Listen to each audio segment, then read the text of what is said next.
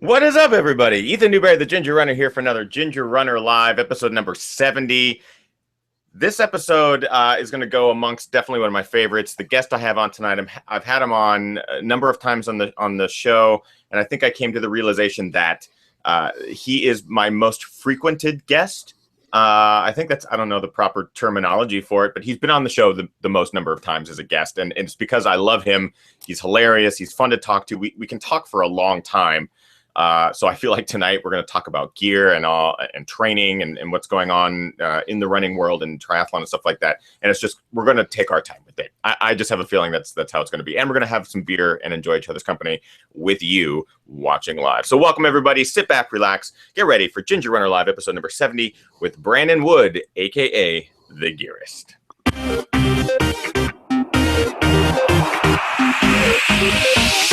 Ginger Runner.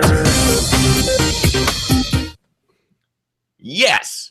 Welcome, everybody, to the live stream. I'm probably peeking out the audio. I'm not wearing a hat today. I'm kind of disheveled and unshaven. I'm growing my mountain hair and beard out because it's the summer of mountain running. So I figured I'd have to play the full part. Very, very excited about tonight's show. My guest is just an awesome gear reviewer and a creative dude, a really talented runner and athlete.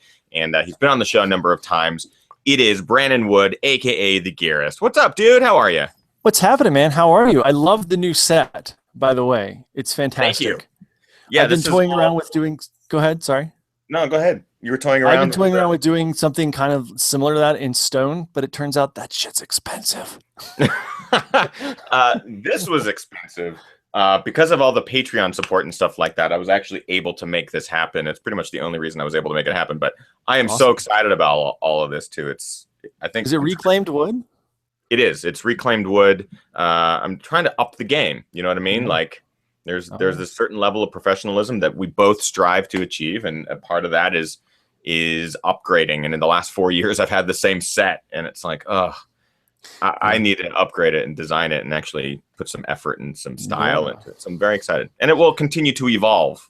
There's always new things being added, and people will notice that. It's dope. And I haven't been on, certainly, and I think we've texted or IM'd a few times, but I haven't talked to you really since you've been married. And so first, congratulations to both you and Kim. And second, where did you guys find a tech fabric wedding dress? I'm just assuming.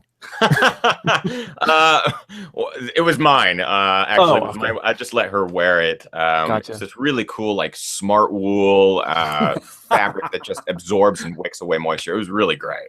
Really great. It was all one piece too. You'd think that would be multiple layers. It's like a spandex one piece. That's awesome. Yeah, and congratulations to you as well, man. I'm loving where the Gearist is going and what's been going on with the channel, and the Gearist dailies is something that I've been toying with doing. It takes so much work. So for that, I give you so much credit, man, because doing daily vlogs or daily videos is a lot of work. What was the idea and impetus behind that?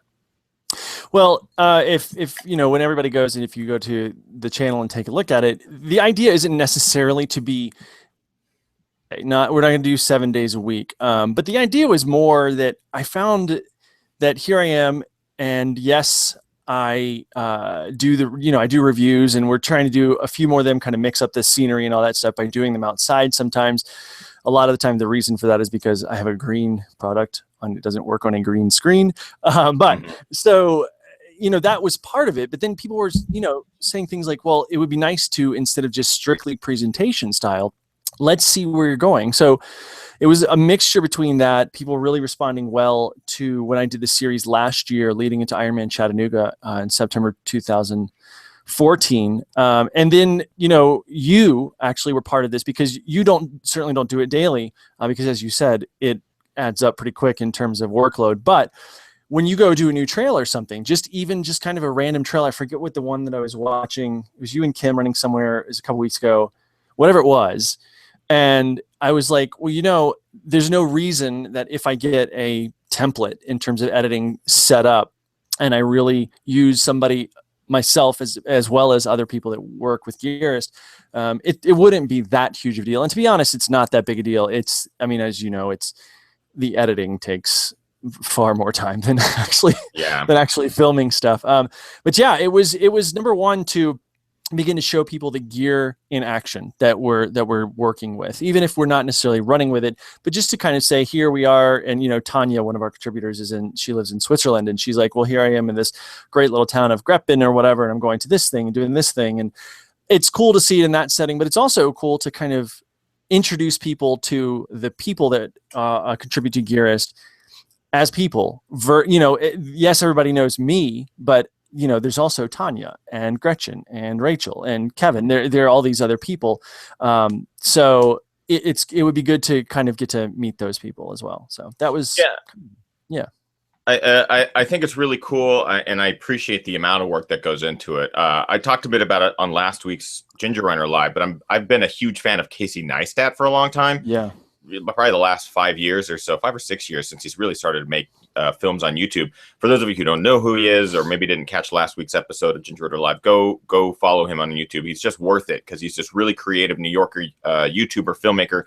And what he's been doing over the last 80 days was vlogging every day, which is something that you don't see big or filmmakers that really strive for that creative process. You don't see him doing it because it's a lot of work. And kind of following his progression day to day, and same with yours, and kind of seeing these daily looks was the impetus behind like Ginger Runner Adventure Club, because I'm going on running on these weird trails and like to showcase this random trail here and there. But that's a much smaller scale compared to the daily thing. I've been toying with doing the daily thing eventually. I just know that it's this big wall of work, and just trying to get on top of everything is so hard sometimes with editing. Well, it's expectations of you too, right? I mean, you've got YouTube Capture on your phone, I'm sure. Well, maybe you don't, but I have it on my phone. But have I ever really used it? And at the end of the day, no, because the quality and my ability to edit that,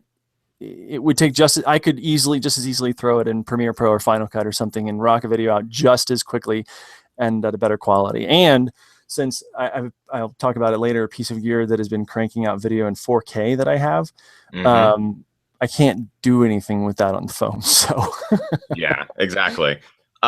Before we get too far into the conversation, the chat room, I don't know where it is.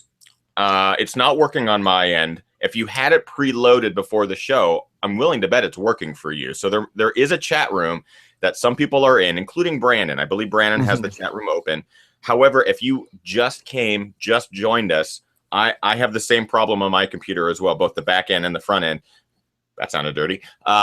There is no chat room appearing. For some reason, the video is on the left. The chat room where it normally would be says loading on the right, and then it just turns white. There is no chat room. So I do not know what's going on, but I have an idea.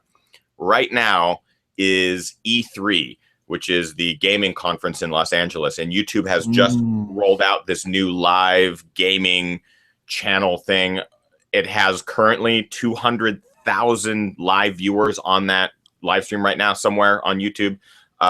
So I have a feeling that all the resources for live streaming is all dedicated to that. Because if that messes up, YouTube looks like shit. If Ginger Runner Live messes up, I look like shit, which apparently doesn't mean a lot to YouTube. But someone else has just tweeted me saying that it is back. So I'm going to try to refresh it and see if that, in fact, reloads the chat room so I can see it. Does it work? No.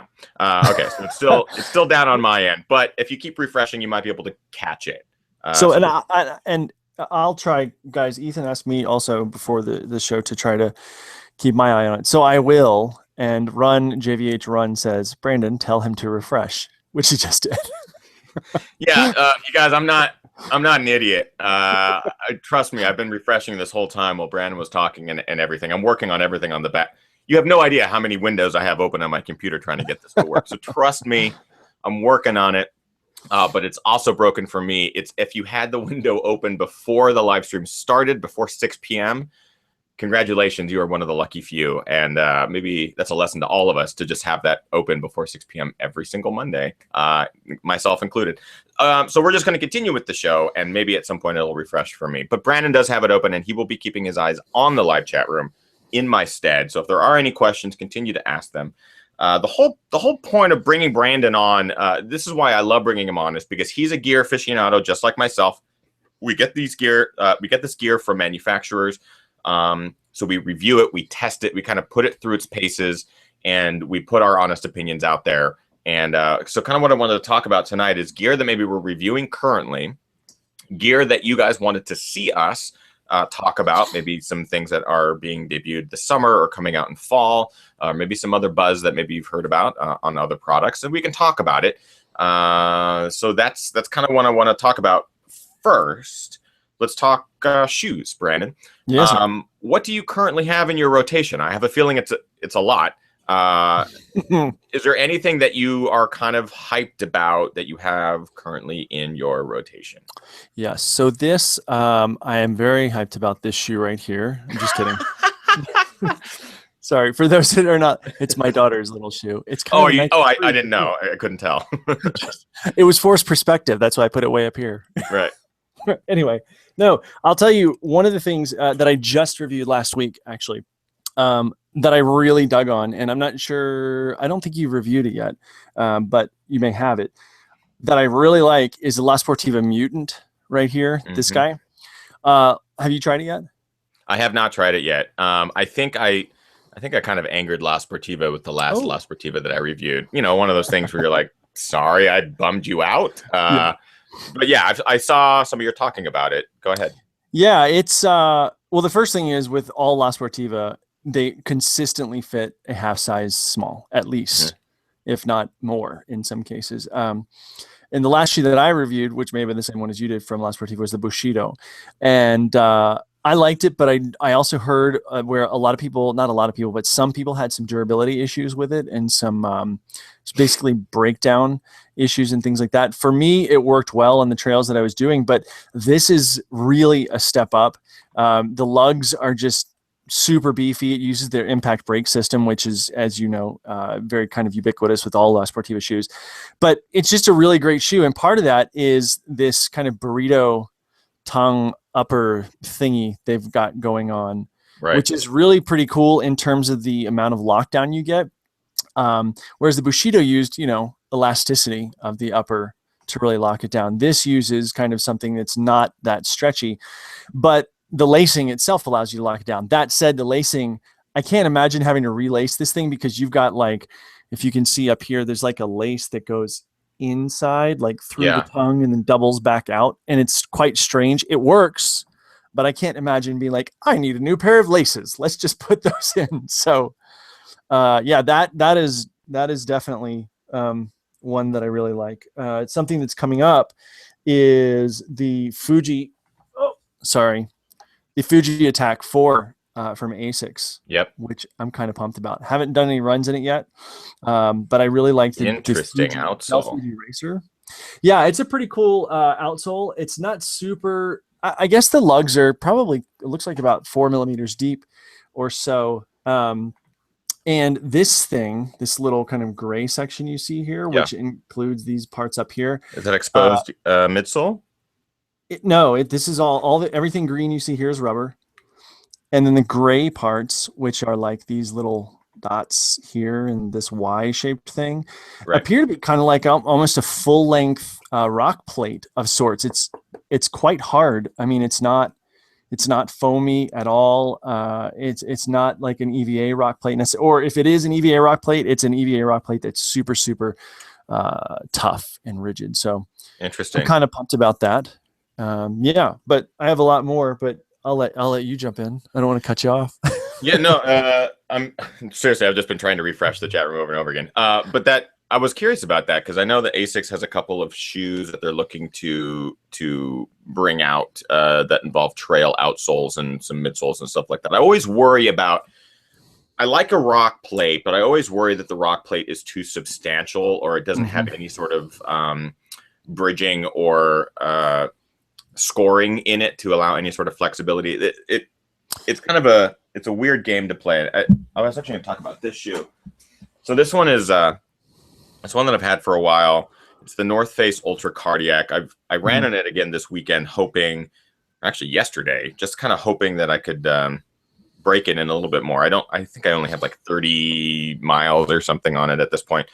But so it's one of the few shoes that I think basically what they're doing with the outsole is they're using the outsole as a main source of protection, not providing a lot of scoring or any sort of breaks in it at all. So you end up losing some of the flexibility as well as some of the comfort, but you gain a ton of protection. And I don't necessarily like shoes that do that.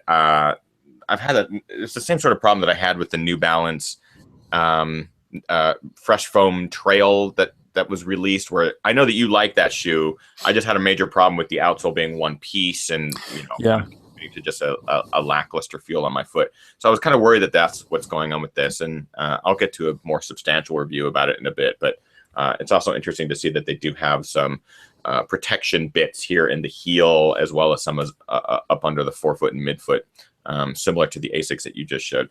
The main shoe that I kind of wanted to talk about, at least up top, everyone's been asking about it, and that's the Clifton 2. Mm-hmm. I'm not sure if you've gotten a chance to get into any of the Hokas, Brandon. I have not. It's a long story having to do with PR communication from a while back. The person that was repping them left the agency they were with without letting me know. Not that they had to, but there you go. And then the email addresses go defunct, and it's exactly. How do I make it work? So this is the update to the Clifton, which many of you know is one of my favorite shoes from last season, last year, 2014. I really, really liked it, and just ran pretty much almost every road marathon that I ran last year. I ran in that shoe, and even some trail races. It was that versatile and durable of a shoe. And it wasn't up until the last week or two that I actually switched out of that one pair of Cliftons that I had and into the Clifton 2. It's an interesting update. There's a couple of some changes, with a little bit thicker tongue to provide more protection from tightening the laces too much. They've added an additional hole up here so you can actually lock those down with the heel lock system and get a more comfortable fit. I believe the insole is attached more securely. A lot of people had an issue with the insole being loose and sliding out, especially in inclement weather. The first thing I noticed running in this shoe was that it felt narrower than the Clifton 1. I can't verify that because I haven't heard back about that statistic, but just measuring it with a ruler, it is about 4 millimeters narrower. Oh, wow. So I don't know if that's just because the Clifton that I have is so worn in that it's widened, which is very possible. So I need to really kind of make sure that I gauge those numbers accurately. But then I also got blisters on my toes, and that was a big old bummer, was getting some blisters in between a couple of my toes with this. Oh, and I think we have an appearance from Baby Gearist. Yep, Baby Gearist is is coming into the room. That is Brandon's daughter. So that's just a slight disappointment with the shoe. I still have many more miles to run in this shoe, so we'll have to gauge that at a later point. I saw that we had an appearance from Baby Gearist.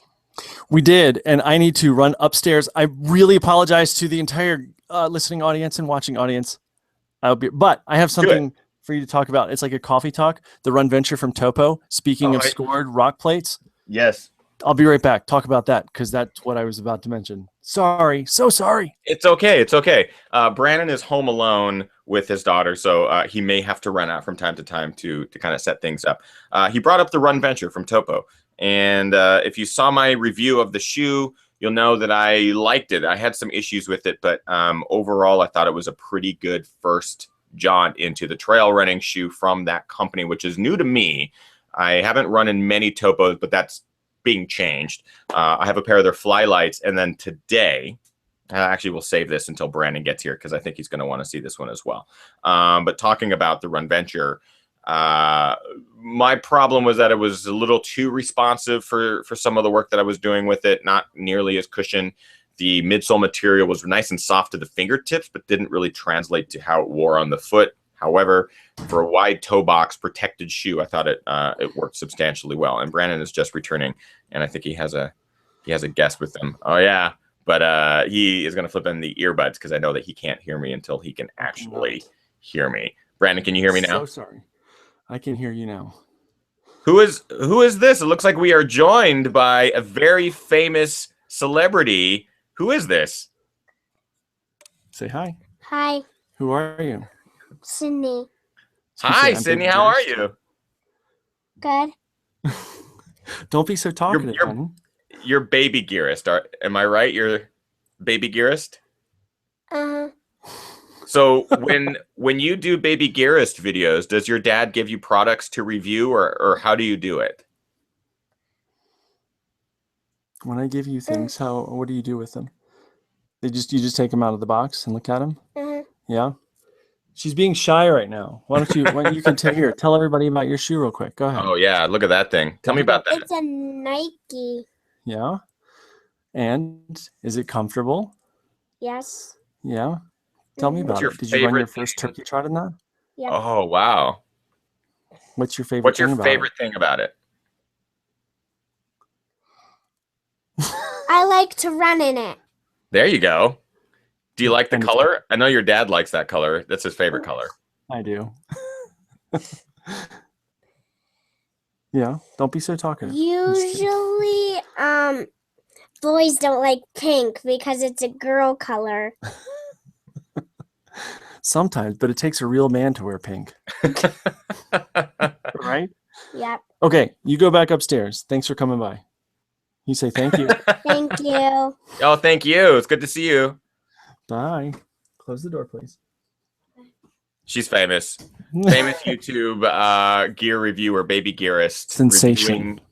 Yeah, YouTube sensation. So do you just give her products and just say, figure out what you like and don't like about it, or Yeah. There's honestly, there's very little queuing because what it was we get things that. By the way, the thing that I had to go sign for was a paddleboard, stand-up paddleboard that just got delivered. Oh, awesome. Yeah, right. So I had to go get that. But what I do is she gets jealous that she doesn't get packages, and she says, not realizing that generally speaking, packages cost money, and for the majority of people. And so I was like, well, you can open it. And so she started taking it out, and she's seen my videos and things like that. And so she would take out like her little.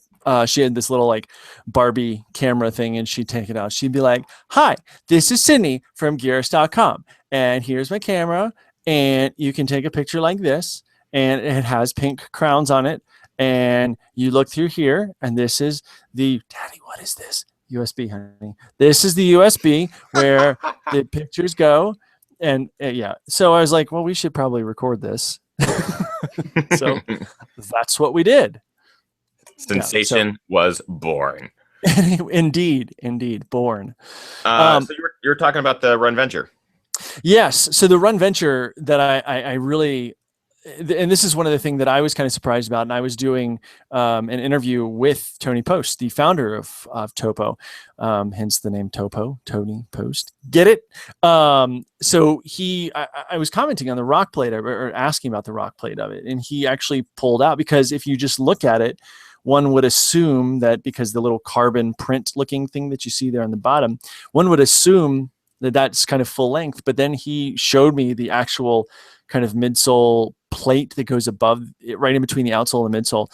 And it's entirely articulated in all the spots that you would want it to be. And where the actual quotey fingers rock plate part appears is where you're going to be putting that pressure. So right under the metatarsals, right under the heel, primarily on the lateral side, but a little bit on the medial side, and then also right under the big toe, where obviously your weight would be tracking forward in that direction, neutral or most neutral or supinator. So does it extend back through the midfoot at all, or does it stay primarily in the forefoot? It's primarily in the forefoot. It probably actually only basically it leaves the arch alone, because they wanted that to be able to remain super flexible. And so it's a really cool rock plate that I liked a lot. And this is something that one of our other contributors reviewed, but I'll be doing another one based around this so that I can do a video as well. So. Well, this is also pretty exciting from Topo. I don't know if you have yours yet. The Magnafly, which is their more cushioned neutral version. It's definitely geared towards a road shoe, but I can foresee this being just fine on buffed out single track or even some technical stuff. I don't know if you've gotten your foot in it yet. I haven't gotten it yet. We just wrapped up the Flylight and then this guy. But no, I got an email from them last week that I need to get back to. Yeah, I haven't even put my foot in it yet. I can already tell you that I like where this is going as far as flexibility, overall cushion. Just putting your fingers in the EVA or midsole material, whatever they're using, is just like, it's so nice when you can feel something being a little bit more plush than what you're expecting. But I haven't even put my foot in it yet, so I can't say one way or the other if it's like, oh, this is magic, or if, oh, what a failure. We'll see. We'll see. Yeah, Depending on how I really the like where Topo is going. I mean, they put out some really quality product, I think, and the foot shape especially is definitely really great, especially if you're somebody who likes that toe splay area. I mean, we talk about it all the time. You were talking about it with the Clifton feeling a little bit more narrow. 4 millimeters doesn't sound like a lot, and certainly if you look at it on a ruler, 4 millimeters isn't a lot, relatively speaking, but that makes a huge difference in terms of feel.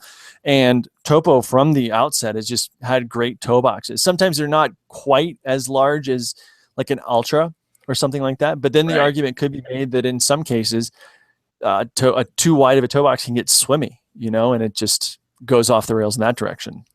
Yeah, there's I often talk about liking a wide toe box, and that's still true. I definitely like the sensation of having some toe movement, but you're totally on the nose about there's a very fine line, and this is going to be completely individual as well, which makes it really difficult for manufacturers to appease everybody. But there's this fine line between just the right amount, not enough, and then too much.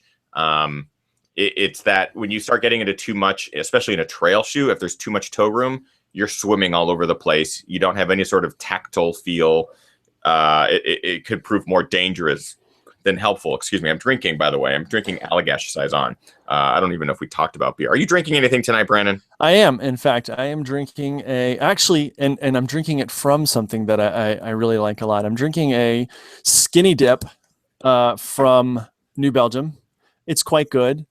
And I'm trying to figure out what the hell kind of beer it is. I don't even know. It's tasty. Is it I think it might be a Belgian, or it's not a Belgian. Okay. It's hoppier than most Belgians, unless it's like a Belgian pale ale or something. But even then, but it's good. Cascade hops, got some brewed with peach juice in there. It's tasty. But what I'm drinking it from, this is actually something really cool that is not running gear related whatsoever, but it's drinking gear related, so close enough.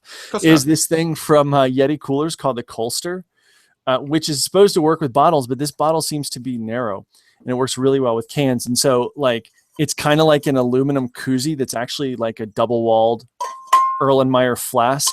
Look at that. You just put that on there, and you can put your bottles in it too.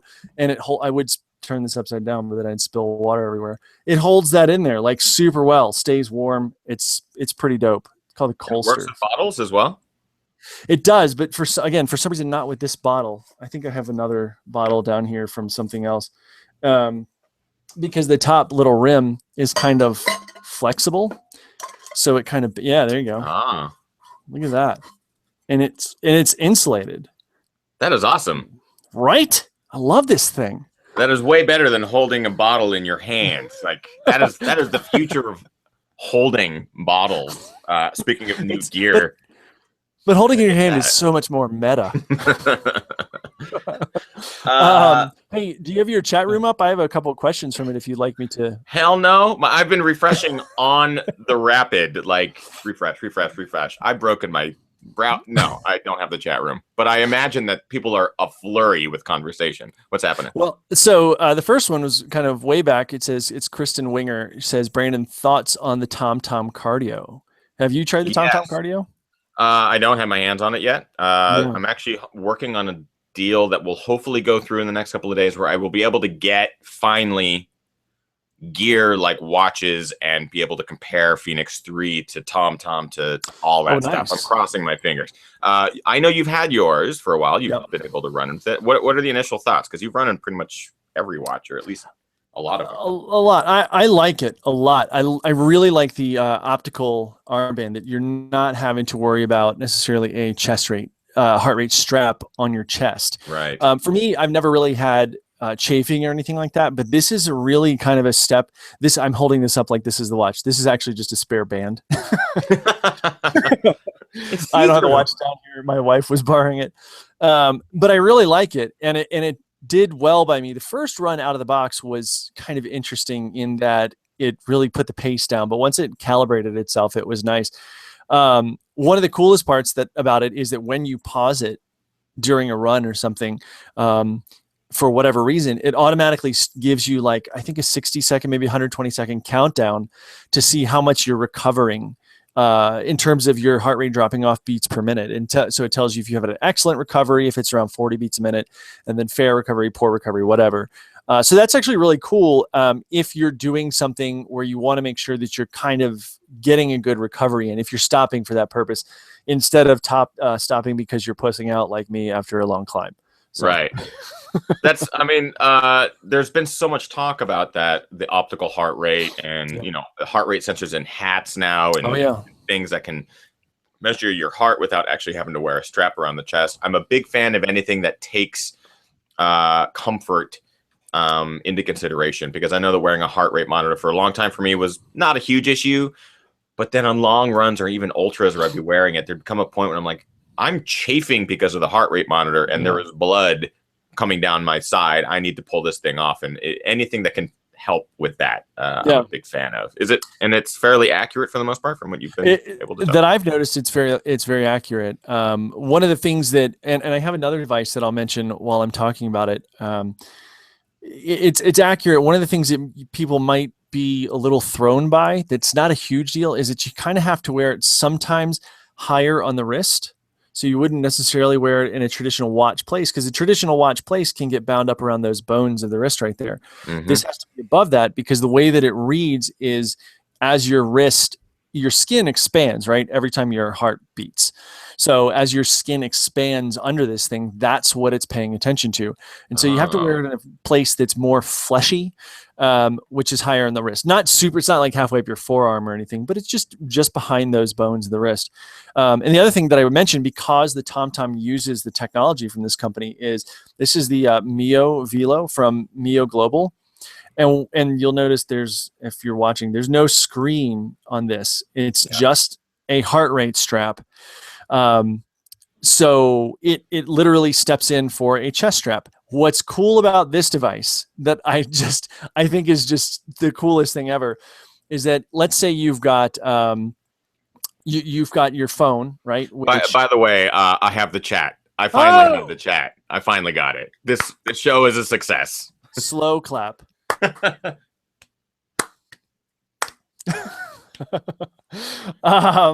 This thing, so you've got your phone, right? And let's say you're on your bike, whenever you ride your bike. Do you know how to ride a bike? Have you forgotten? What's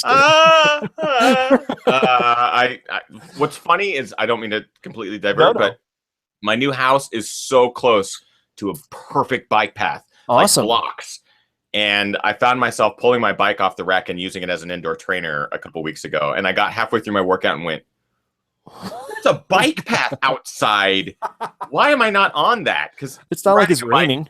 No, it's just riding a bike in LA. You worry about getting killed. People do it all the time. It's not a big deal. I've ridden my bike around LA hundreds and hundreds of times. But it's been so long since I have that you kind of have to build up to it. And I just realized there's a bike trail like right there. Sorry. Yeah. Well, so this device, when you've got your bike, right? So let's say you want it to communicate with your phone, because you've got your Ant Plus things on your phone, or your Bluetooth things, or excuse me, on your bike, or your Bluetooth light, whatever.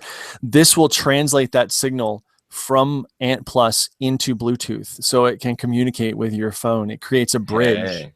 So you could actually use Strava with like power, I think with power. You could use Strava with whatever, all kinds of different device sensors that are on your bike that you wouldn't otherwise be able to do without buying some sort of separate attachment to the phone or something like that. So that's really cool. And the reason I brought that up is because the TomTom uses Mio's technology. They license it for that.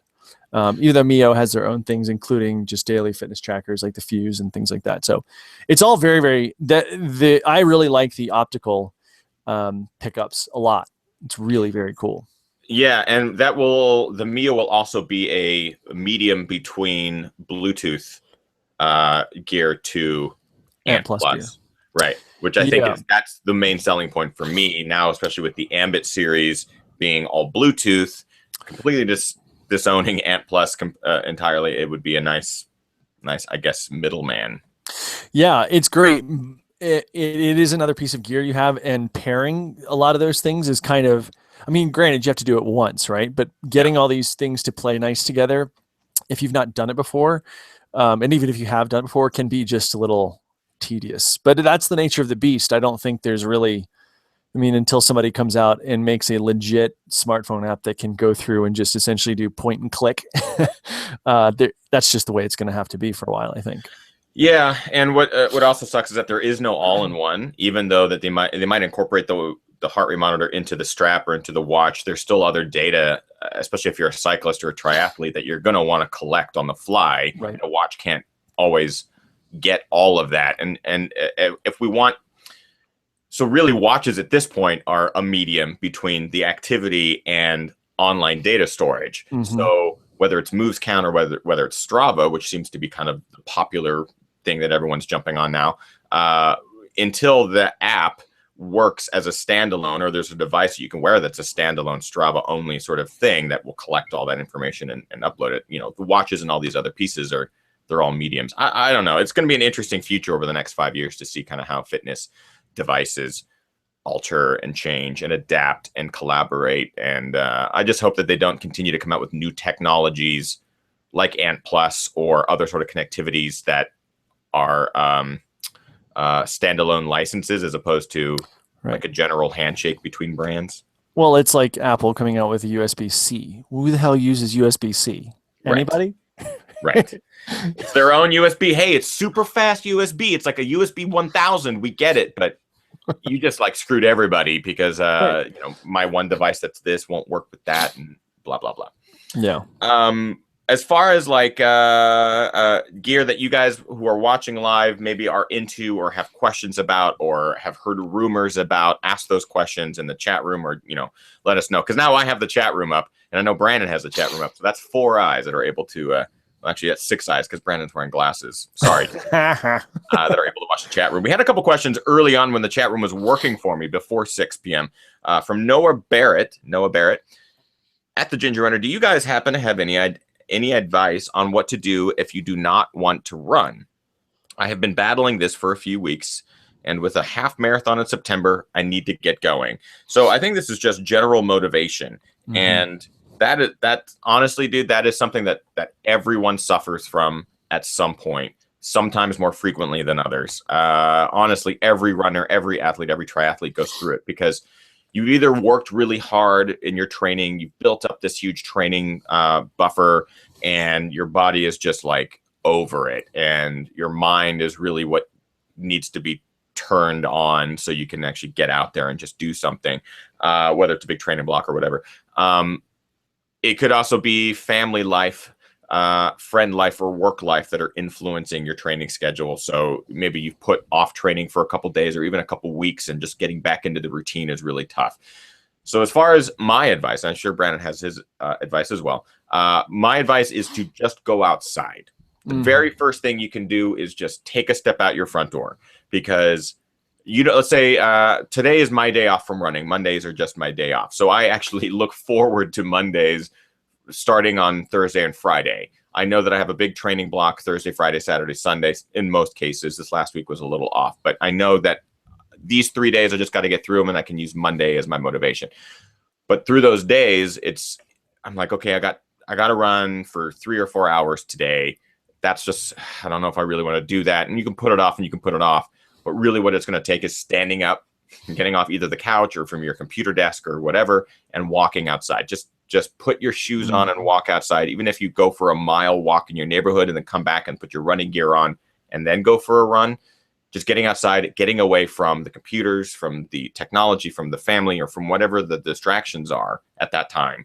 Just get away from that for even 5-10 minutes and kind of, kind of get back into the spirit. Brandon, advice from you? So I had a run like this yesterday. Saturday, Saturday was really hot here. It was up to about actually 93, and it was a little humid for Colorado. And it was first really quite hot weather ride where I decided to push it. And so I went out and was kind of digging a little bit hard on the bike. And yesterday I went out for my run. It was not a particularly, because I'm not in a huge training block for anything like that. So it's going to be like a 5.5 mile run. Nothing huge, small actually by a lot of standards. But it was on a road first, which is not my preferred place to run necessarily. Right. But second, it was just that I had dead legs, and I could tell. I know the difference between lack of motivation and dead legs, but dead legs can easily translate into lack of motivation. So I'm sitting there, I walk out the door, I literally take like 15 steps, and I'm like, oh, this is gonna suck. And it's only 5 miles. It was like 40 minutes, maybe 42 minutes or something like that. And the whole entire time, like the first 10 minutes, I was like, okay, I'm going to run out of this eventually. Because like Ethan said, part of it is getting out the door and just taking those first few steps for this first few minutes and kind of getting going. And that's exactly what normally happens to me. But in this case, it was my motivation stayed okay, but I still had these dead legs, and I could feel that kind of negativity creeping up. And that sucks. And so, to be honest, and I don't mean, by the way, please, everybody, sorry for the language that's about to come, but I stepped up at this one point. I stopped for some reason. Oh, because I just swallowed literally like 6 bugs at once, which is so awesome. And I kind of stopped for a second to kind of hack up some bugs, and I literally took this step back for myself, and I was like contemplating turning around because I could hear this negativity in my mind, and I said, I was like, dude, you've done Ironman races. What the fuck are you doing? And stop being a pussy. Suck it up and start running. Now, no more stopping. This was before the halfway point. So I said, I'm going to get to this halfway turnaround. And when I got to that halfway turnaround, I said, right there, I was wearing the TomTom. I'm going to give myself the time that it takes to run its recovery cycle, which is either 60 or 120 seconds. And then I turn around and run home. And for me, I just had to keep telling myself, it's not a race. It's not about how fast you get there. It's just about not stopping. And so it was fine. Granted, even when I got home, within the last 10 feet, I was like, don't stop because my legs are so dead.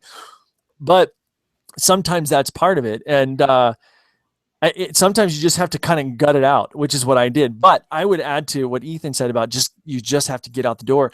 If you don't want to go out the door and run what's your normal trail, right? Your normal road, go find a new trail. I mean, if you're a road runner, go find a trail. You would be surprised the people that are like, oh, I hate road trails.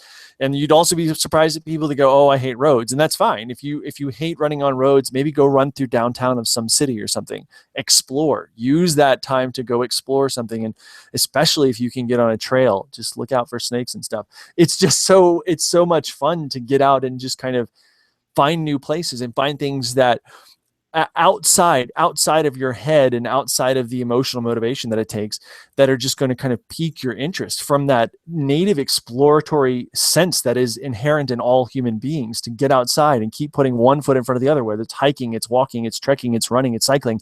We all want to go and explore and see new things, unless you're agoraphobic, in which case, good luck. Yeah, I mean, I'm all on that boat. Anytime that I feel any sort of lack of motivation in training or anything like that, finding a trail, finding a mountain, finding something new will absolutely help revitalize a little bit of that stoke. That's kind of the term that people have been using lately, is that finding that stoke. And for me, the last couple of weeks have been tough, like going to altitude and having all these new trails and all this new environment that I've never seen or touched before was great. It was like opening a door to Narnia and having all these trails to go explore. Also at altitude, it's a lot tougher to kind of get the motivation to like, oh, I want to summit this 14,000 foot peak today. I'm at altitude. I can't breathe. So some of that was difficult to get over, but overall, finding a new trail is like the simplest, or even a new road or a new route. That was kind of how I dealt with a lot of my early marathon funks, where you're training and you're building up to these new distances, is coming up with a new route around your neighborhood, or going what I call urban exploring.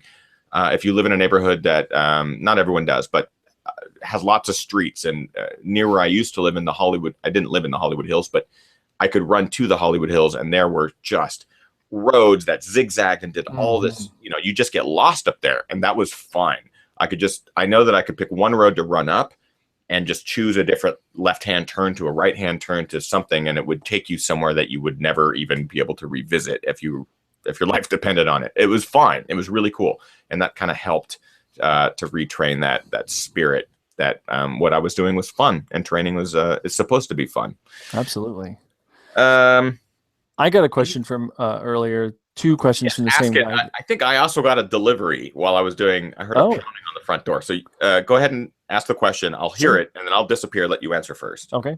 This is from Chemo Sabi 75. He or she says, how often do manufacturers list the thickness or depth of the lugs? I guess this is when we're talking about the ASICs.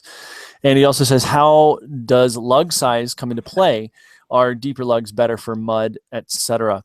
So I don't know that I've ever seen, maybe Ethan has, and he can comment on it when he gets back if he wants to, but I don't think that I've ever seen a manufacturer necessarily listing the depth of lugs, certainly not on their website or anything like that, where um, it's not really that important. I mean, where I have to look for it mostly is either by busting out the ruler myself, and then or just finding it on another site where somebody does shoe testing. Running Warehouse is a great example of who does their own measurements in terms of stack heights and things like that.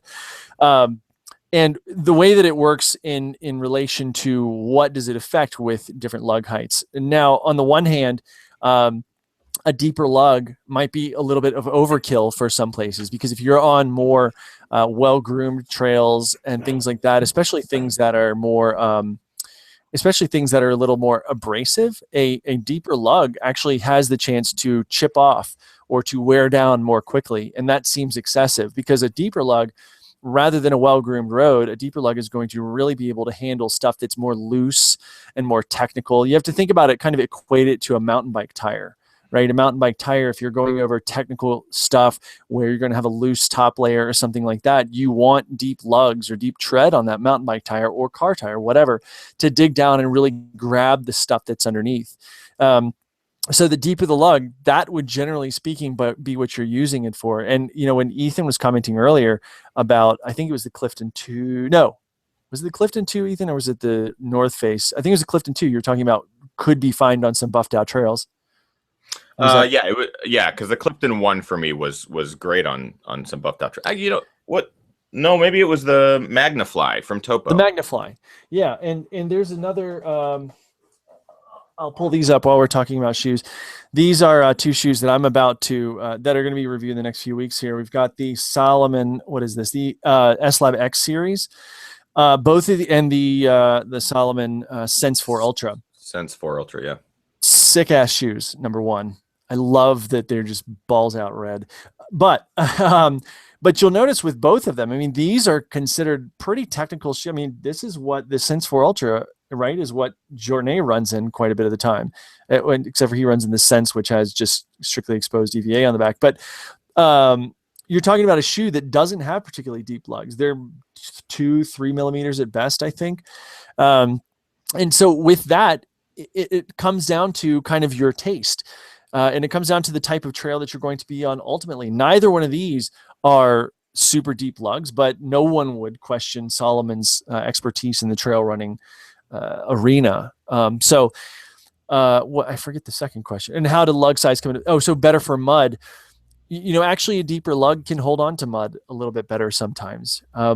Lugs and mud getting off of your shoes, generally speaking, has more to do with the spacing of the lugs and where they are in the flex points of the shoe for mud to be able to get off. And if it's that sticky mud, that stuff that we have here that's kind of clay mud, it doesn't matter what kind of lugs you have. It's just going to stick to you like glue. It's crazy. Yeah, we have pancake mud here too. It's real nasty on some of the rainy days, which are very few. But when you start running in certain areas, that mud will collect on your shoes, no matter how big of lugs you have. In fact, the less lugs you have, the better. But then you really have to be conscious about your footing. Right. I mean, it's all over. I'm assuming that the question, the one I heard before I left, to find out that some people that previously lived here got a jury summons and it was their final call. So it was actually someone coming to knock on the door saying that you've been called to jury duty. They left a little note. It was not me. It was whoever lived here before. But the question that I heard was, do manufacturers put lug height or do they list it on any of the shoes? Was there a dovetail to that question as well? Were we just talking about lug height? Yeah, the dovetail to that question was, how does lug size come into play? And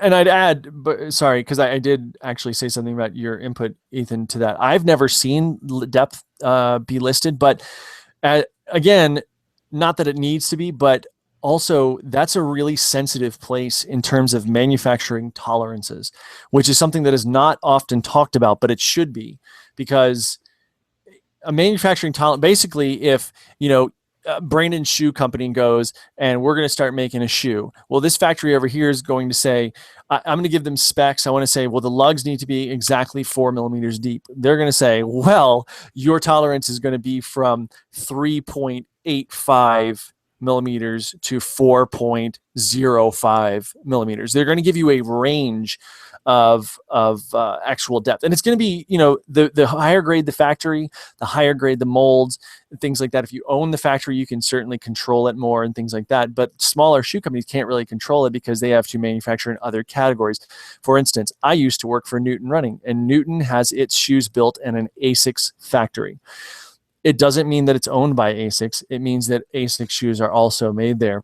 And so as you go up the line toward higher end companies like that, like ASICS, you get your tolerances come down and that range isn't expanded so much. So with things like lugs, where you're using expansive materials like blown rubber or carbon rubber compounds, or even, God knows, injection molded EVA or things like that. When you get into materials like that are meant to expand, I mean, you have to, a certain range is inherent in the manufacture of that product. So I don't know. Have you ever seen lug depth really posted anywhere? No. They may have claimed like, oh, this shoe has 4 millimeter lugs or something like that. But based off of what you just said, that makes perfect sense as to why they don't list it, because there is this margin of, I don't want to call it error, right. Just this margin of compensation, I guess, where it can be between these numbers. And that being completely based off of the manufacturing process, the facilities that these shoes are manufactured in, that makes perfect sense to me.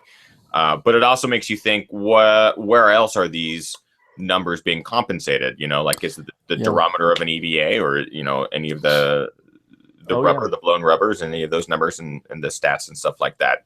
Are there ranges that these manufacturers have to deal with on a regular basis across a shoe? Well, certainly the rubber and the densities. I mean, you're putting EVA into a mold, right? When you put that stuff in there, you're talking about material that not only is the thickness going to possibly be different, but it's going to jack with the durometer, because let's say that when they put it in the mold, it's just a little off on this side, or it's a little more tightly packed over here, that's going to make it harder in that spot, right? Yeah. So, I mean, that's certainly one of those things. Yeah. Anyway. The running wog. Hey there, Ethan. Has yourself or Brandon reviewed sunglasses? Best and worst. Should you or shouldn't you? Do they affect your depth perception when trail running? I have run in, let's see, Oakley's, Smith, Julbo is what I'm running in currently. And honestly, I really, really enjoy running in sunglasses, because I run in Southern California, which is sunny 90% of the time. When running in and out of trees or forests, and you basically get the shadow to blaring sun to shadow to blaring sun, I tend to go sans sunglasses. So I'll pull them off. I'll always wear sunglasses if it's daytime, because I'm also really sensitive to light, because I'm a ginger from the Northwest. So it's like a double negative, or a double. There's just a double hit against me, I guess. So I always am pretty sensitive to light, so I'll always wear sunglasses. But if I'm going in and out of sunlight, I'll usually pull the sunglasses off. There are so many different lens technologies that, or even I would say marketing phrases that companies will come out with that say like, oh, this is the best lens, and it does this and it does that, and it's polarized and blah, blah, blah. In my mind, I just consider it all marketing hype unless it's polarized or non-polarized. But I know that there's a couple pairs of sunglasses that people have said are completely revolutionary.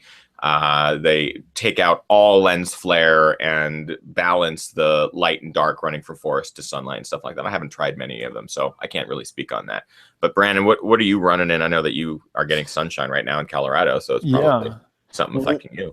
One of the I don't review as many sunglasses personally as I probably should, but one of the things that I really like is a glass by Electric, which is actually based out of San Diego, if I'm not mistaken.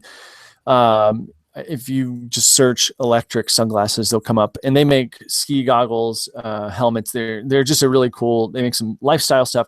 but it's their Mudslinger sunglass, and it's actually kind of a full coverage, polarized. And I would agree with you there. The difference between polarized and non-polarized in terms of depth perception is a lot. Granted, I'm still going to put them up when I'm running, like you said, through forest or something like that, or on particularly technical stuff. Like if it's really rocky, I'll give you a for instance. I managed on a place called Devil's Backbone a couple weeks ago. I watched the Daily Gearist. Yeah. Yes.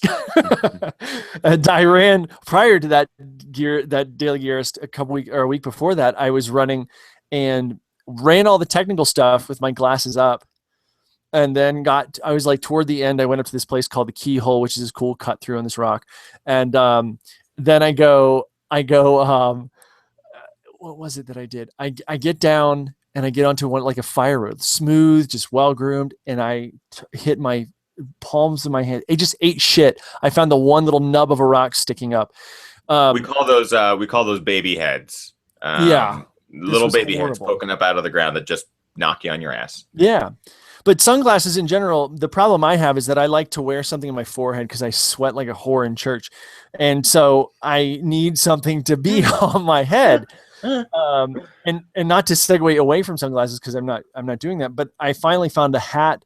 I would usually wear a visor, head sweats visor or something. And the roll on that would always push down on glasses, right? And that drives me a little bit nuts.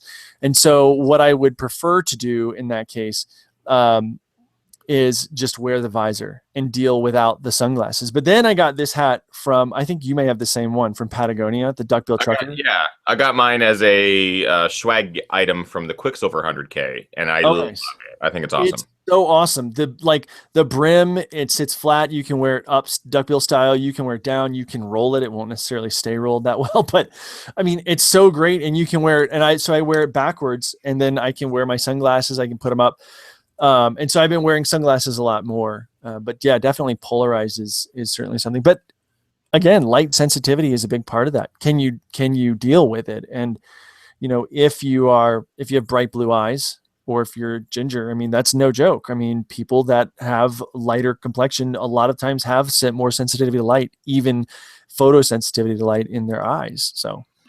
Yeah, and I will also say that Seattle, I believe, sells the most sunglasses in the United States. That city, I believe, has the highest sales of sunglasses in the United States, which is weird because you'd think, oh, Seattle, it rains all the time there. It does. But for some reason, the people in the Northwest are super sensitive to light reflecting off clouds and stuff, which is where I'm from. There were Robbie Run has a great comment. He says, "Hey, Ethan, I've heard that the new Ginger Runner hats are awesome for running in and out of sun and shadows." And I have to agree with you. I don't actually have mine in this room because it's nasty. I just ran in it this weekend. But those hats, which are going to be coming out, hopefully, or being delivered August, are awesome for that. So be very excited. So the last couple months of summer, you're going to get some real great sun protection. There were some comments about hydration packs. Brandon, I don't know if you run in many hydration packs or use them in any of your long runs. I'm sure you do at some point. But this is from Todd Seagraves. Asks, can either of you recommend a hydration vest for larger or broad chest runners? I have a couple of Nathan packs, and the vests just don't quite fit comfortably and securely. I have my recommendations, which tend to be the same ones over and over and over again, but for very specific reasons. Brandon, do you have anything that you would recommend? Yes, and I have not. I put it on just for testing, literally around the block, and then yesterday went to go for. It's a long story. Went to go for a run for it yesterday, and when I did, both trails that I went to were closed because we've had a lot of rain, which kind of jacked up the works. But this one by Patagonia, it's new. I'm trying to find it, and it's gonna freaking piss me off if I can't find it. Oh yeah, here it is. The Forerunner vest, 10 liter. Yeah. I'll put the link. Oh shit. There we go. Sorry, my camera went out for a second. I'll put the link in the thing. This thing, I put it on initially, and I was like, oh, what? It won't allow me send a link? Oh yeah, it doesn't like the YouTube chat room doesn't like links being posted. Oh, bastard. Go to patagonia.com and look up Forerunners 2 words vest. Anyway, that thing, so I was going to adjust it. And I'm a pretty broad-shouldered person, and if you get, it comes in sizes. First of all, they have a small and a large, and holy Lord, that's got a lot of play in it. I mean, you could easily fit me plus another half of me and still have room to give. Not, and that's across the chest, which is the hardest place for it to fit. So I like that. I also like the vapor vest, whatever, from Nathan, is actually quite nice, quite light. I think it's 2-liter reservoir. So yeah, good stuff there. So my number one requirement for any hydration vest these days is stretch. It has to have some sort of stretch, especially across the chest, because I'm like you, I'm pretty broad chested. Mm-hmm. I need to be able to breathe in it. And I hate when there's webbing that attaches one side to the other that is non-elastic. That is one of my biggest pet peeves. And I think it's like old tech in my mind. I'm like, there's so many packs out there now that do have some stretch ability that it absolutely allows the pack to be revolutionary in my mind, or next gen. I got a pack from Ultra Aspire here. This is the Zygos. However, I haven't been able to dial in the size. So that's my main warning, is that they've sent a medium, they've sent a large. The large is huge. The two straps come like overlap each other on the front, and the medium, they don't even come over my sides. So I think it could be some sort of pre-manufacturing issue that they're trying to figure out. Maybe I got a weird sample or something. However, I do have to commend them on this pretty amazing. It's the first time I've tried an Ultra Aspire pack. A lot of ultra runners swear by them. It's a bit on the heavier side. The materials are very durable, but they're a little bit heavier. But what I really like is that the two shoulder straps, they attach just below the sternum. So actually below the chest, kind of right here in the upper stomach, with elastic draw cords. And they have a really cool locking mechanism that's super stretchy, completely adjustable, and it really flexes with your body. And it also keeps a lot out of the chest region. So you don't have two bottles right up here banging your head or banging your chest or chafing or anything like that. There are good things and bad things about the vest. I'm going to try to dial it in before I actually post a review, because I just don't think that's fair. But I'm in talks with them to kind of figure that out. However, the packs that are always my go-tos, and there are specific reasons, and that's the Solomon packs. So the Solomon 5L is my go-to because it has plenty of storage. And number one reason why I like it, it stretches. It allows me to tighten it really tightly, but then also continue to breathe through it. And the number two thing is that everything is accessible at any given point without having to take the pack off. The only time, I'm going to burp because I'm drinking another beer. The only time I've ever had to take the pack off is during a race or during a long run when I have to refill the bladder. And at this point, there is no technology out there where like bladder that can be removed and refilled without having to take the pack off that I know of. I hope that gets remedied, because in my mind, I've already designed the perfect pack, and it has all of these features that I would want in a pack. But like I can afford to get a pack made and brand it, like all that stuff. And I'm not just going to like tell a brand to go do this and not just basically give my ideas away. But that is the only reason why I've ever had to take the pack off, was to refill the bladder. Otherwise, I have all my GoPro and all my camera gear in the back. I can just reach it. There's packs along the back. You can reach it that way, and two bottles or whatever you want up front, whether they're soft flasks or anything. So the 5L, S-Lab 5L, whatever, the name is confusing, but just look for the 5L Solomon pack. And then their Ultra Vest and their the Ultra Sense Vest and the Sense Vest are their more elite, lighter, more basic, I don't want to say basic, but more streamlined versions, which are just, they're incredible packs. I really, really enjoy them a lot. So that's just my preference, because I've tried a lot of packs and not a lot of them actually give me what I want. That's pretty much it. Yeah. I can imagine that's tough. I don't use them as much as I probably should, but I got caught out a couple times last year where it was just bad news. And so I can do handhelds, but I don't, after a point, they just kind of annoy me sometimes. Yeah. I have plans that we have more coming in house right now. We've got some new Ultimate Direction stuff. Original Mountain. What is it? Original Mountain Marathon, which is actually a British company. We have somebody testing one of their packs right now. Cool. Our girl in Switzerland. So that's some pretty cool stuff as well. So we'll see. And I'll also put out there that make sure you need a pack. Like make sure you need a hydration pack because they tend to be expensive. The Solomon ones are very expensive. That's a huge downside. So make sure you need one. I only use them if I'm running in the mountains with no access to water for multiple hours.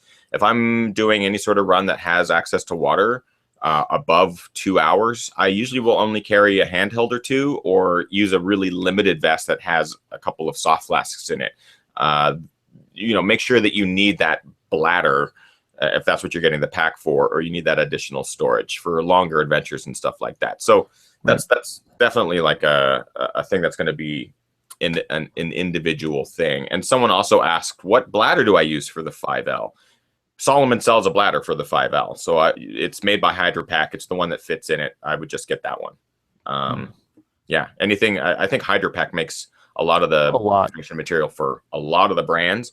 Ultimate Direction. I think Ultra Aspire is Hydro Pack.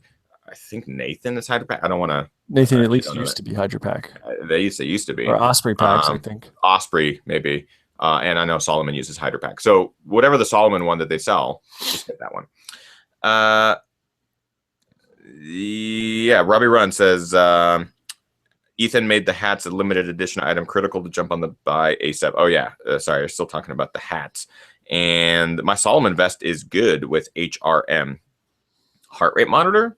HRM? I gave up ever using a HRM. Heart rate monitor? Oh, I see what they're saying. As far as comfort level with a heart rate monitor. Well, that's where something like a Mio Velo would be, if you really want to train with heart rate. A Mio, anything with an optical on that on the wrist there. Yeah, take the heart rate monitor strap out of the equation entirely. Brandon, we're over an hour, but I want to make sure that people know where to follow you, where to find you before we move into the post show, where we can just kind of rip through the chat room and ask questions and banter more and riff and finish off our beers and stuff like that. Where can people find you? Where can people subscribe? Do it. You can go to Gearist.com is the place to be. We're working actually on updating some of the kind of navigation on the front end of the site, so that'll be good. If my server can keep up, we shall see. YouTube.com/TheGearist, Instagram, Twitter, The Gearist, Facebook. Actually, Facebook is just Gearist, oddly, or you just search for Gearist. It all works. And yeah. Check it out. We've got a lot of reviews coming up on the YouTube channel because I am backlogged like a mother in terms of filming. Got a new camera that I'm really excited about. And, I went and I decided there's a couple of outdoor reviews. I went up to find a place because I had the Leadville, New Balance Leadville shoe. So I go outside to film it, filmed for like an hour, for like a 15-minute review, of course. And I get home and could use none of it because it was all windy. Couldn't use a single thing. It really pissed me off. So that is okay. That's what are you going to do? But anyway, follow me, like me, subscribe me. Like me, please. Do it. His reviews are awesome. He goes really into depth about a lot of his products, and I really like where things are going with you, man. I think you're doing some really great stuff. That is it for the main show. We are going to move into the post show where we talk about more riff-raff and who's its and what's its and thingamajigs. Wait, we're talking about riff and raff? Riff and raff. It's a great duo. I will be finishing off my Tropical and Tart Avery Brewing Lily Koi Capolo, which is a brand new beer from them, which I'm excited. And Brandon will be finishing off his silver koozie of something delicious. So stick around for the post show if you're watching live. If you're listening to the podcast, I appreciate that. But of course, you know where to find me, guys, on all the social networks. On Twitter, it's @TheGingerRunner. Facebook, @TheGingerRunner. Instagram is @EthanNewberry. This YouTube channel right here, subscribe to it. New content twice a week, every single week. And we'll be dropping the Quicksilver 100K film later this week. Finally, the next few days are going to be just editing mayhem. It's not easy to finish these films, but I love it because I can't wait to share this one with you. It's a big one. So stay tuned for that. Make sure you subscribe to see when it drops. And for those of you who are supporting on Patreon, thank you. The set thanks you. I thank you. Everyone thanks you. And if you would like to join the Patreon crew, There's some exciting things going on over there. Some things that the Patreon crew doesn't even know about yet that I'm excited to kind of talk about. So go to patreon.com/thegingerrunner and join up. Yeah, just do it because it's a lot of fun. And I really appreciate all the support. So that's it, guys. Every Monday, 6 p.m. Pacific Standard Time, right here for Ginger Runner Live. Next Monday, Andy Jones-Wilkins will be returning to the show. We'll be talking shit and throwing shade at each other as we rehash and talk about the upcoming. Why would it be rehashing if it's up and coming or upcoming? Poor word choice, Ginger. 2015 Western States 100 is coming up at the end of this month, and Andy and I are going to be talking all about it. We're going to be picking our picks, taking bets, and it's going to be a lot of fun. You won't want to miss it. And there'll be lots of beer involved as well. So we'll see you in Squaw from next Monday. I won't be there, but Andy is already in Squaw.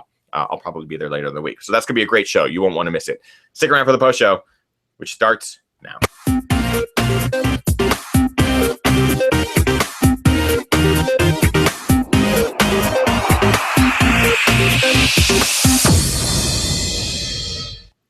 Yay! Yay! Post show. So this is so much easier. This is anything goes, Brandon. Anything fucking goes. Let me take my clothes off. You know, that's the second time I think that's happened. Last week, Andy Pearson took his shirt off for the post show, and he promptly put it back on. I don't know why he did, but he did. I think he was a little ashamed that he was wearing a cat on his chest. It's just a lot of chest hair. So what? I mean, honestly, I was gonna talk to you about some of the gear. Is there anything that you're really excited about? Maybe that we don't have in our possession yet that's coming out in the fall? Is there anything that's like, oh, I can't wait for that to come out, or OR, like fall OR or anything like that? This thing is coming out. This is actually not a running shoe or anything running related. It's cycling related, but I still think it's a very, very, very cool thing. It's called the Fly 6 by Cyclic, CYCLIQ. And it looks like a light, right? A tail light for your bike. But that thing right there is a 720p rear facing camera that continually loops back on itself. So it's got however much recording time. So it's basically for accident prevention, not prevention, but tracking. So you put this on your seat post and it'll fit anything because it's got elastic banding to fit it even around aero seat post. And yeah, you started to record, and let's see what happens if I turn it on.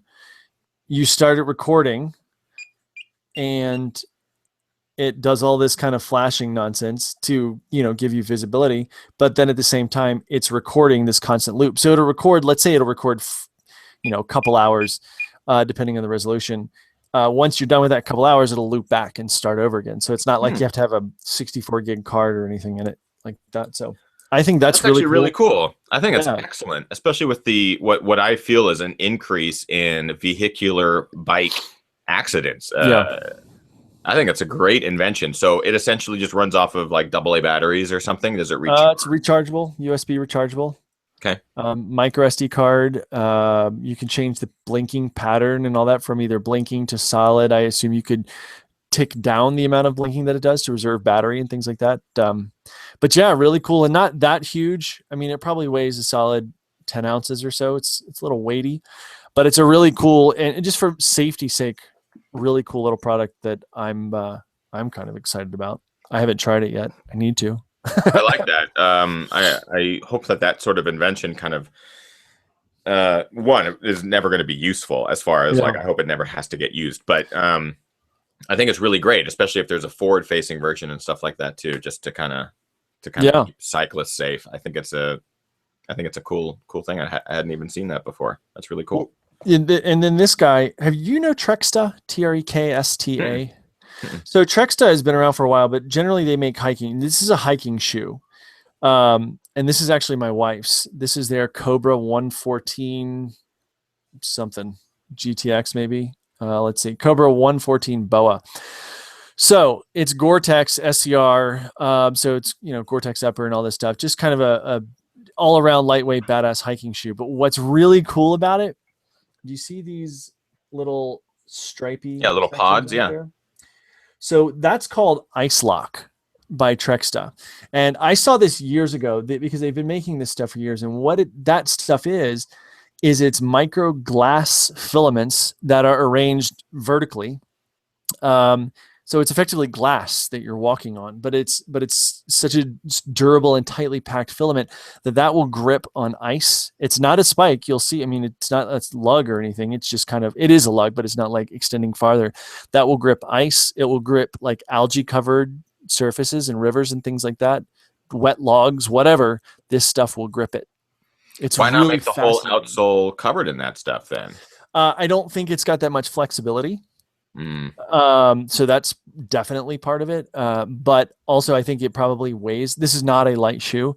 So it would probably weigh a lot, but I also think, I mean, this shoe, and this is a women's size 9, comes in at 14 ounces. So not light. Oh, damn. Yeah. All right. So that's essentially made of lead. Yeah, but it's a hiker, not a runner. So, and it's also got like a carbon fiber, this midfoot carbon fiber thing here going on right through the arch. But I look at this material and I wonder on some shoes, you know, how could that be utilized? I don't know what that would look like, and I don't know how it would be utilized, but I think it could be easily, especially for some stuff that's made like a fell racing shoe, something that is going to be like, God knows that would be useful in the Pacific Northwest for some of that kind of wetter, soggy stuff where you need grip over some ground like that, you know? Anyway. Yeah.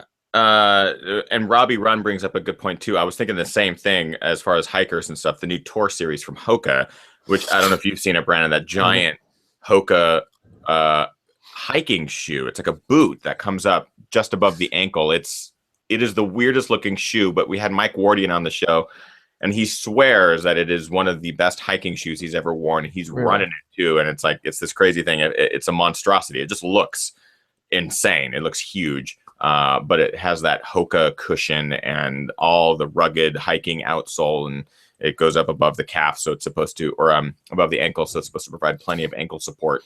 It looks really interesting. I definitely will have to get my feet into a pair to see if I can hike through it and see if I can get a review. Kimosabe 75, how big are your shoe racks?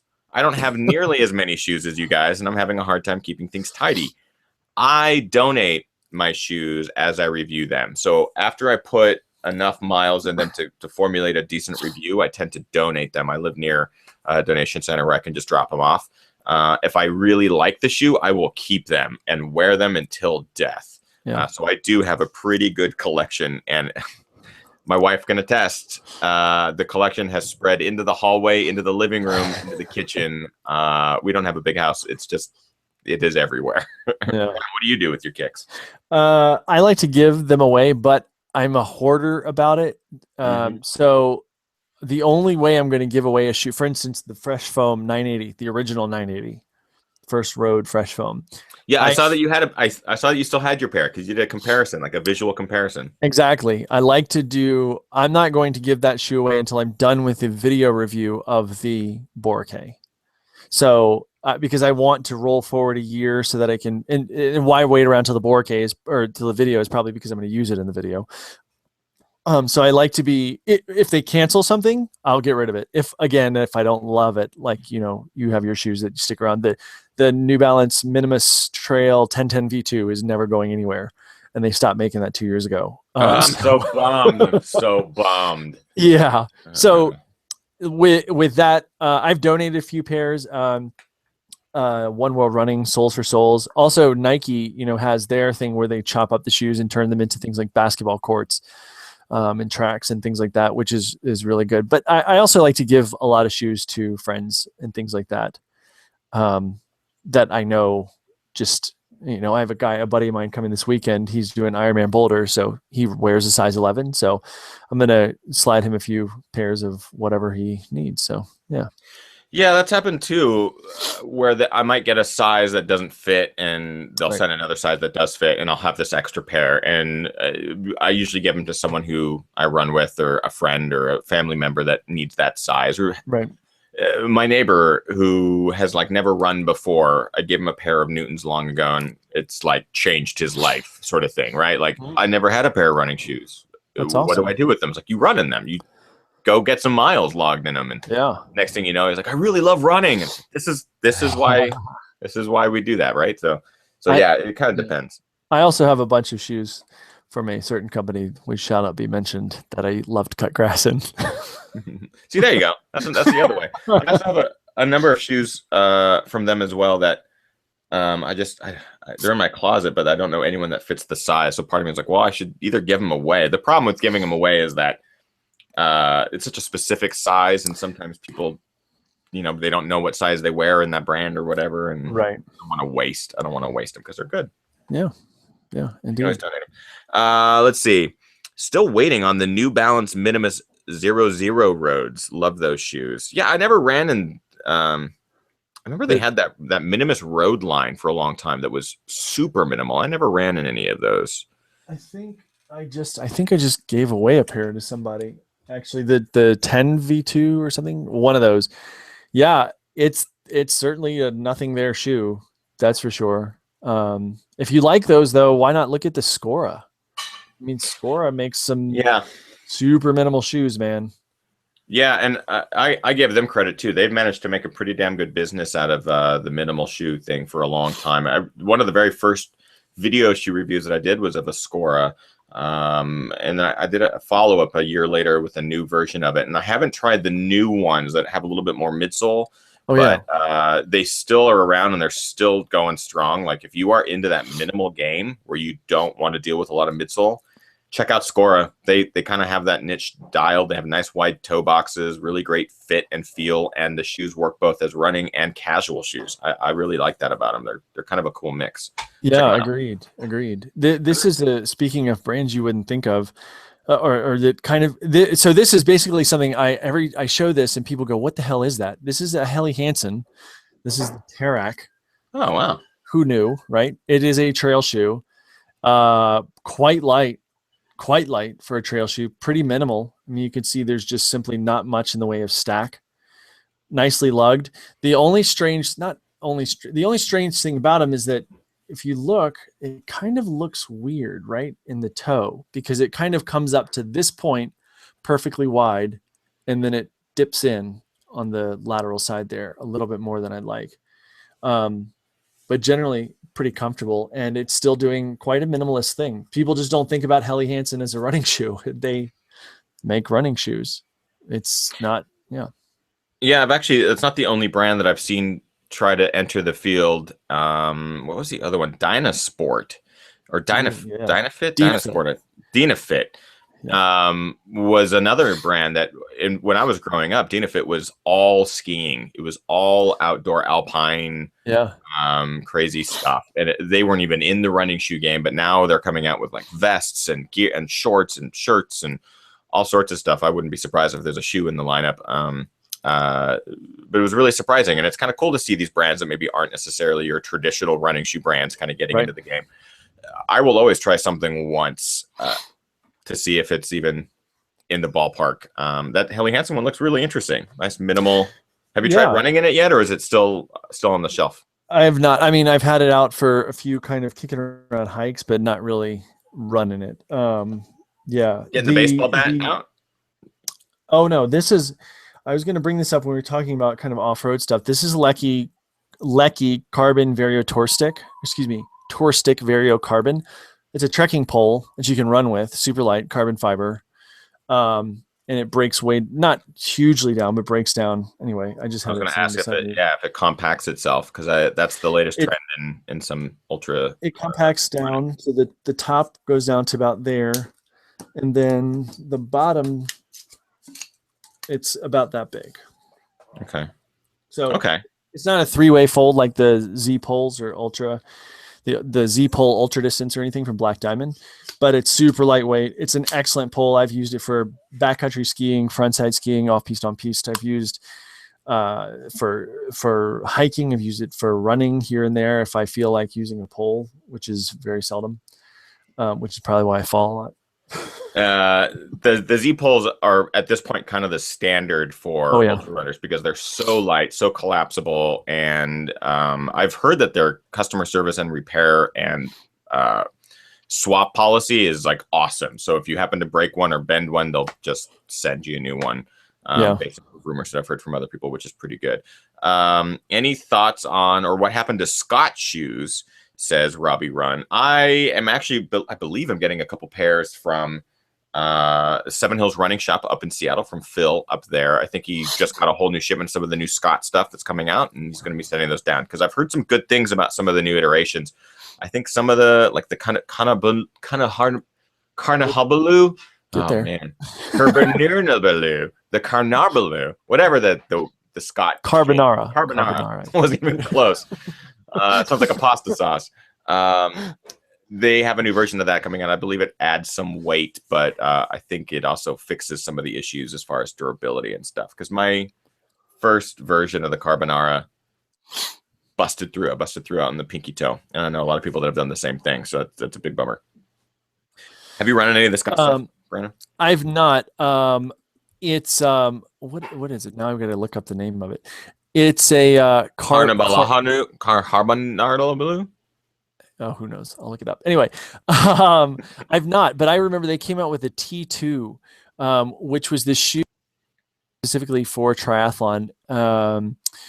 And what was interesting about it is the entire heel counter was basically on this. It was kind of like you could flop it down. Do you know what I mean? So it wasn't just a shoe that the heel counter was in one place. But what I always came back to as I was going, who cares? Why are we so concerned with being in and out of a shoe so quickly? Are you going to win this race? If so, great. But you're probably not going to win it. You know what I'm saying? And this was a shoe where literally the whole entire, I'll try to find a picture of it and send it to you, although I can't because the chat room won't allow me to do that. But yeah, the whole backside of the shoe would basically come down. It was weird. Really? The shoe you're talking about is called a Kinabalu. Kinabalu. Yeah. Kinabalu. That's interesting. I don't understand the need to have to remove the heel counter to get in and out of the shoe. No, it's silly. Unless you're doing some sort of Xterra triathlon or something that's a trail-oriented race. I can't imagine ever needing to remove the heel counter. That is a and it was strapped in. You know the bracing piece that typically comes around the backside of the shoe, right? So that bracing piece, I'll email it to you actually. That bracing piece kind of goes back and around it, but I guess it stretches, or you can I don't know, just fold it down. It's the weirdest thing. I just sent it to you, so take a look at it. It's fucking weird. Excuse me. It's okay. I'll take a look at it. Yeah, everyone in the chat room is Kinabalu. We got it wrong for 90% of the time, but then we ended up getting it right.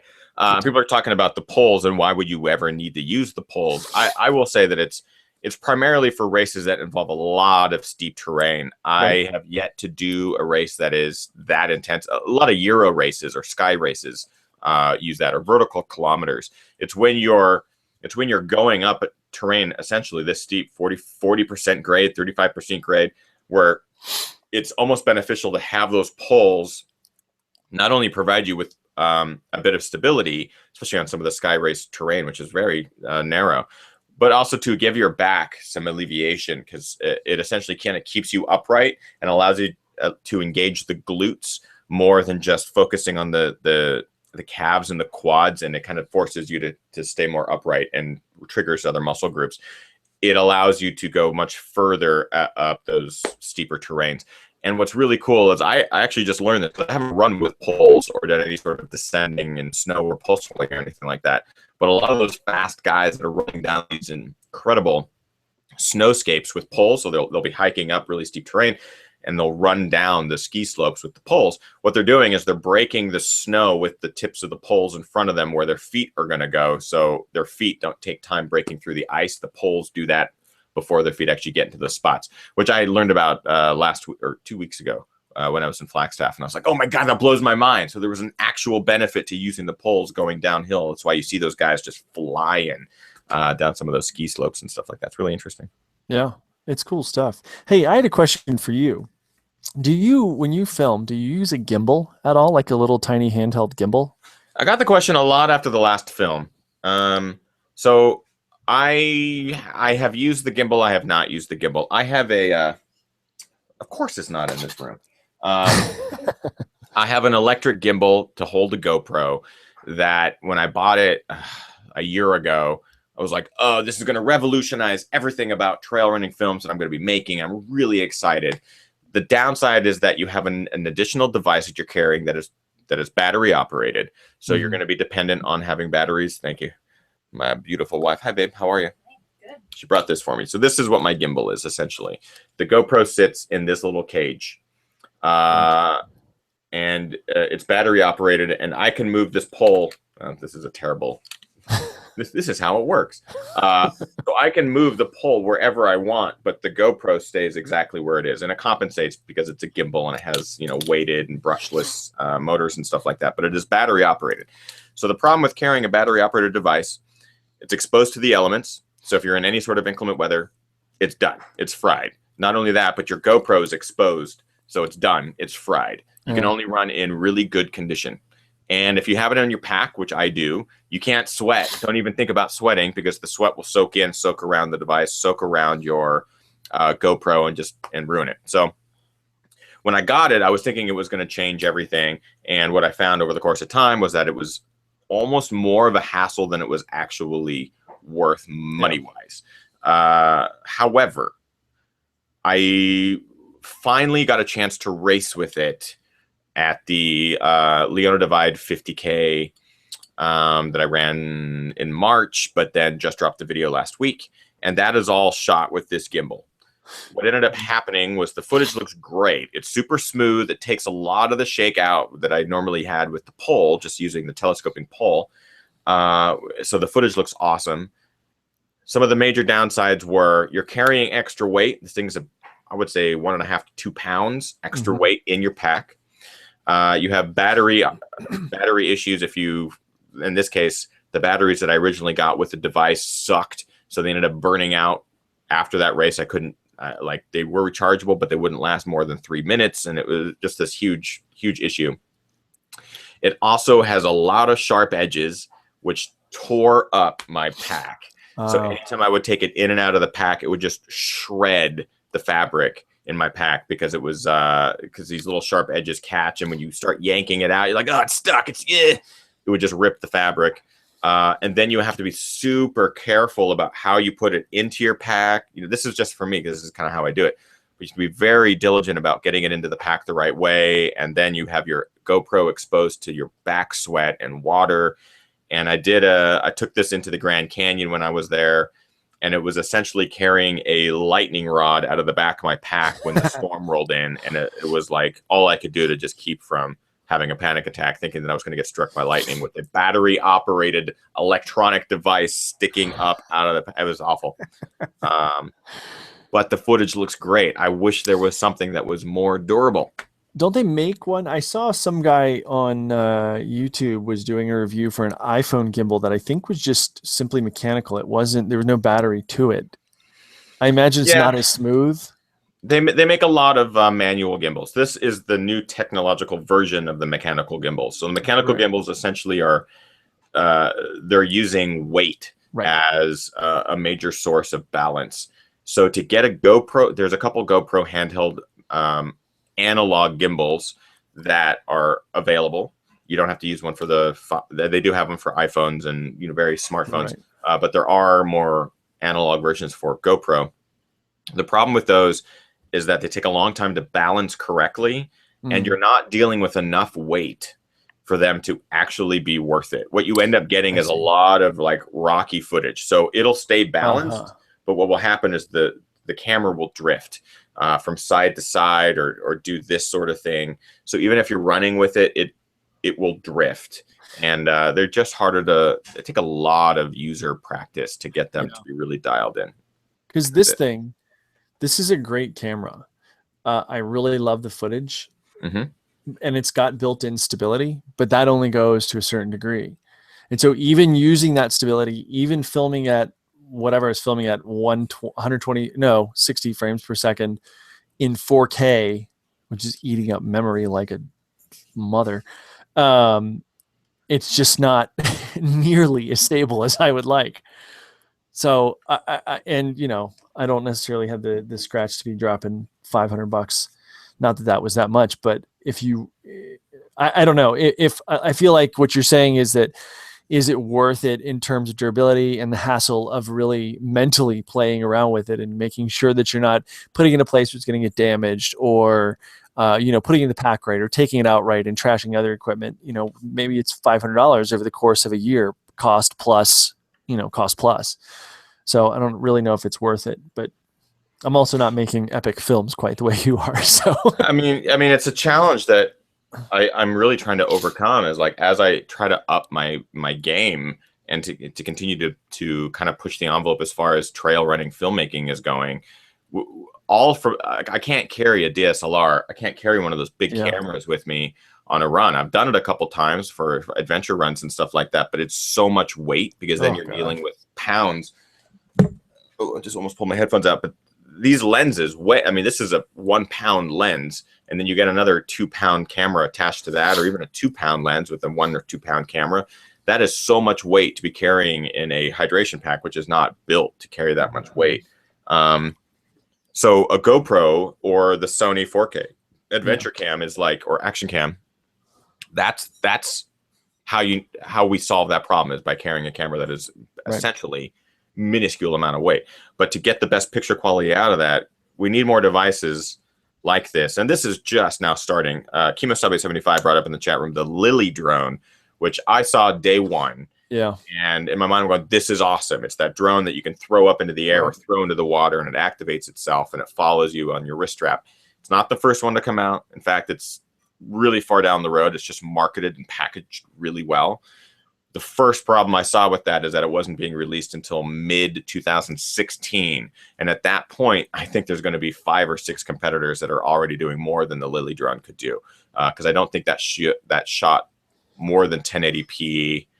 I might have shot at 60 frames a second or something like that. But by that time in the future, there's going to be so many more drones that will follow. I do believe GoPro is working on their own drone. DJI has their own drones. It's like there's just all it that seems kind of like stuff. though with the basically the Moore's law of drones isn't really holding true. You know what I mean? Half the price, twice quality in 6 months, every 6 months isn't really holding true. Right. And that's one of those things that I would love, is to be able to do that. I the other day, so I had this chunk of footage that I actually have. I don't have it down here, but this has a wrist video mount screen, that you can wear and while you're running and whatever, and see what you're filming. So I am sitting there in the middle of the woods, and it's this really cool section of alpine forest, which on this trail was actually kind of an anomaly. And so I got there and I wanted to film it. And so I'm trying to play, and I had it on the pole, right? This actually is a 3-foot pole. It's actually a really great pole for this thing. And I go. It looks a lot like my SP Gadgets pole that I use. Yeah. Oh, okay. It looks great. Looks awesome. And I had to hang it from a tree. So here I'm trying to get it hanging from a tree branch, and this couple comes walking by, and I'm like, oh, hey, I look like such a douche. Yeah. Don't worry about me. Just playing in a tree with a camera. Oh, that was nothing compared to the people that when I was doing the Leadville review, and I was filming outside, and here I'm standing on top of this ridge, and there's a trail on both sides of it, and people would walk by, and I just want to be like, never mind the guy behind the tree talking to himself. It's no big deal. Yeah, I actually toyed with shooting reviews outdoors, and I did that. I think I did it 2 years ago when I was reviewing early Hokas. I brought 3 pairs of Hokas out into the middle of the trail. I brought my camera out there, set it all up, started shooting a review, and this is a trail that in my mind I'm like, no one ever comes out here. Yeah. I am out in the middle of nowhere. And it felt like every 30 seconds someone would come hiking by. And when you're out there in the middle of nowhere with a camera, holding shoes and talking to it, and someone comes walking by, they're really curious. So some people would stop behind the camera, kind of watch, and then can I pass you? And then they'd pass, and they'd kind of keep looking. And if I've taken any lesson from Casey Neistat as a YouTuber, it's he gives 0 fucks about people around him. He will run down New York streets and I don't know how much you know about him, or because you're from New York, but you see a lot of crazy things in New York. But he's carrying around a Gorilla Pod with a DSLR attached to the end of it, riding his bike down the middle of the street, essentially just doing selfie video. And you can tell he just gives 0 fucks. I'm like, I give that guy major credit for that, because you can get so easily distracted when you're trying to deliver a review with a lot of information, and there's strangers and strange hikers coming up. Like, Yeah. dude, you're in the middle of the trail. You got to get the fuck out. What are you doing? You know. It's Did you definitely see very the weird. video that he did? This is a couple years ago now. So in New York, if there's a bike lane on a road, Oh did yeah. you see this? Oh yeah. That's one of his biggest videos Oh, to it's date. huge. Yeah. It's so fun. If for anybody still listening, if you just check out, so basically he got a ticket because in New York City, if there's a bike lane available and you ride outside that bike lane, technically, the police can give you a ticket. But the problem is police love to park in the bike lanes and ambulances love to park in the bike lanes. So he filmed himself after he got a ticket riding down the street on a cruiser dressed like a kind of tragic Cape Cod hipster, sort of riding into cop cars and like trucks and things like that, just running hardcore into them. It was awesome. Loved it. Yeah, It was so funny. he sacrifices his body. He sacrifices everything. One of his vlogs 2 days ago was him smashing his Canon DSLR, like a $5,000 rig that he just took an axe to, because it was driving him crazy. And it's like, dude, there are some kids out there that would have killed for that rig. Little filmmakers and stuff. Yeah, right. I mean, it's like a Canon 5D Mark II or something with a $600 lens attached to it, and he just axes it. And then he goes out and buys another Canon DSLR. Like, oh, this one's a little bit better. We'll see. Yeah, I hope to get him on the show eventually. I've been trying to tweet him and get a hold of him, but he's a very busy and famous man, so he's not really returning a lot of the emails from a Ginger. No, yeah, I can't believe it. Dinner is being made. I'm gonna have to take off here. For those of you watching live, I appreciate you sticking around for the post show. I think this is one of my favorite things to do in the post show, especially with Brandon, because we can just talk for hours. But for those of you who are watching live, again, go to the Gearist on YouTube, on Twitter, on Facebook, on Instagram. Follow the man and the team, the whole crew, and show them some love. Give them the lovey loves. Brandon, any last words, shout outs, anything like that? I think I had something earlier, but it is now gone. Shout out to Baby Gearist. Oh, I'd like to say this about the Baby Gearist thing real quick. Okay. There's some asshole, and I mean that in the least kind sense of the word, that every time Baby Gearist puts out a video, they dislike it. What the hell is wrong with you that you can't watch a 1-minute video and go, you don't have to take the time to click a thumbs down. Just dislike it by yourself. Don't be a dick. What is that? Who dislikes a cute 5-year-old kid? If there is anything I've learned from being on YouTube now for almost a decade, it's that there will always be someone that dislikes everything for no reason other than to be the dick that dislikes something and to piss you off. True enough. What was it? It was, I think, every live stream that I've set up since the beginning of time has had a dislike before we've gone live. The only time that's the exception is when I post the live stream the day of. For example, today I posted the live stream link the day of. It probably has like 10 dislikes now. I don't know. But by the time that we started this broadcast, there weren't any dislikes. And that was because I posted it day of. And so those haters, they don't come around in time to see it. So it's going to happen. And I totally get it. It's like, what do you guys, why? What's the point? There's 400 likes and then one dislike. Yeah, like one person just went, this is pissing me off. This is pissing me off. How dare this guy run with the camera? How dare this guy? Like, I'm over it. But that's my poor shot Baby Gearist. to that guy. I feel bad for Sydney. Well, I said it once in front of her. I was like, "Who gives this a thumbs down?" She was like, "What?" I was like, nothing, honey, nothing." Yeah, Devin Murphy says GR has dedicated dislikers. It's true. They probably love the videos too. They're just like, I'm gonna dislike it. I'm gonna be that one guy. You know what? I dislike it because his videos are better than mine. Yeah. Dick. That's so terrible. Dick likes. Raul Engel is starting a hashtag Dick likes. I wonder if that has anything to do with what was our last time? Dixicle. Dixicle. That's what it's the continuation of that. It's Dick likes. They're such dicks. Them dick likers. That was hard to say. That was actually really hard to say. Oh. I think he actually says dick lickers. No, it's dick likers. Dick likes. Okay. You guys, thank you for watching live. I very much appreciate the continued support every single Monday here at 6 p.m. Pacific Standard Time. You guys are amazing. And we'll see you guys next week with Andy Jones Wilkins. I can't wait to talk about Western States. It's going to be amazing. Brandon, thank you so much for taking the time out of your busy tonight. Taking time out of your busy tonight to join us, and even having a nice little appearance from Baby Gearist. If I have any say in the matter, more Baby Gearist. More Baby Gearist for the world to see.